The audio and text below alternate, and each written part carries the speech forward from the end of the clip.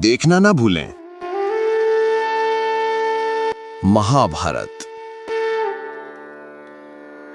समुद्र मंथन, अमृत प्राप्ति, देवता दानव पशु पक्षी उत्पत्ति, कर्ण का जन्म, दुष्यंत और शकुंतला का गंधर्व विवाह, राजर्षि शांतनु का गंगा से विवाह। नमस्ते साथियों, आपके अपने YouTube चैनल जीएस जिरवाल में बहुत बहुत स्वागत है। आज अपन स्टार्ट करेंगे हिंदू धर्म के सबसे पवित्र ग्रंथों में से एक महाभारत के बारे में, क्योंकि हर व्यक्ति के दिल में इच्छा होती है कि हमको महाभारत सुननी चाहिए या पढ़नी चाहिए, लेकिन सबके पास में होता है कि यार कैसे पढ़ेंगे, इतना टाइम नहीं है, इतनी बड़ी महाभारत है।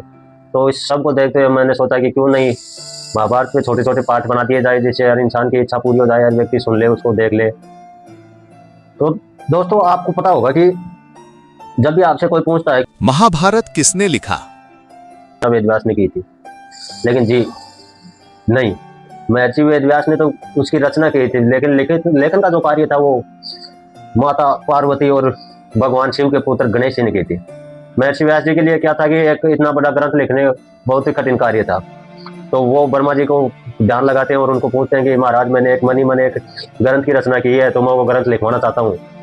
तो ब्रह्मा जी उनको एक मार्ग दर्शाते हैं कि तो आप एक काम करना कि गणेश जी को ध्यान लगाना, उनको वो लेखन कार्य ही नहीं उनका कि वो रिद्धि सिद्धि के दाता भी है, तभी तो कहा जाता है कि रिद्धि सिद्धि के दाता लिखा जाता है।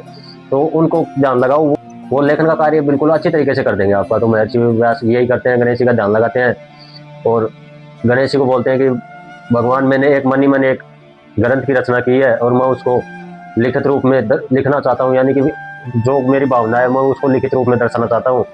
तो आप एक काम कर दीजिए कि ये लेखन का कार्य कर दीजिएगा।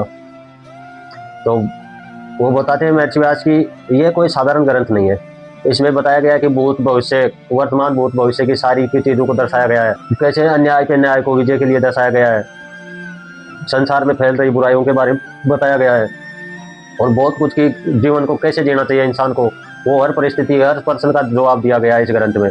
तो मैं ऐसा ग्रंथ लिखना चाहता हूँ। तो गणेश जी बोलते हैं कि हाँ, गणेश जी लिखने के लिए राजी हो जाते हैं, लेकिन वो बोलते हैं कि मेरी एक शर्त है, मैं उस शर्त पे ही तुम्हारे ग्रंथ की रचना करूंगा। तो महर्षि बोलते हैं कि बताइए भगवान, आपकी क्या शर्त है। तो गणेश जी बोलते हैं कि एक बार मैंने लिखना स्टार्ट कर दिया तो उसके बाद में मेरी कलम रुकनी नहीं चाहिए, क्योंकि मेरी जब तक मैं लिखना स्टार्ट करूंगा, जहाँ पे आप मेरी कलम रुक गई वहीं पे मैं लिखना बंद कर दूंगा इसको। तो महर्षि व्यास ने बोला कि ठीक है, ऐसा ही होगा। महर्षि व्यास बोलते हैं गणेश जी से कि गणेश जी, एक बात है कि जो मैं श्लोक बोलूंगा उनका पहले आपको अर्थ पता होना चाहिए, आपको अर्थ जान के समझ के फिर उसके बाद में ही आपको लिखना पड़ेगा उनको।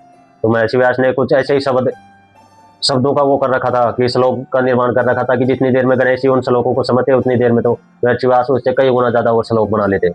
गणेश जी बिना रुके लगातार 3 साल तक उस ग्रंथ को लिखते हैं और महर्षि व्यास बिना रुके 3 साल तक बोलते रहते हैं। तो 3 साल में जाके उस ग्रंथ की रचना हुई।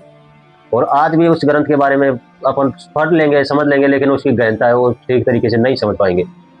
तो मैं बताऊंगा आपको कि जो संक्षिप्त महाभारत है उसके बारे में इसमें से अपन छोटे छोटे पार्टों में देखेंगे कि हर सप्ताह एक वीडियो देखने को मिलेगा अपने को, कि महाभारत का स्टार्टिंग से शुरू करेंगे, लास्ट एंड तक जुड़े रहे, आपको संपूर्ण महाभारत देखने को मिलेगी अपने यूट्यूब चैनल पे। करेंगे आदि पर्व, जिनमें गुरु महिमा है, नागवंश का जन्म है, समुद्र मंथन है, दुष्यंत शकुंतला का गंधर्व विवाह है, पशु पक्षी जानवर आदि, देवता दानव आदि का जन्म की उत्पत्ति है। उन सभी के बारे में अपन एक एक बारी बारी से बात करेंगे। तो जुड़े रहिए अपने यूट्यूब चैनल जीएस जिरवाल के साथ। हर सप्ताह देखने को मिलेगा आपको एक नया वीडियो एक नए अंदाज में। तब तक के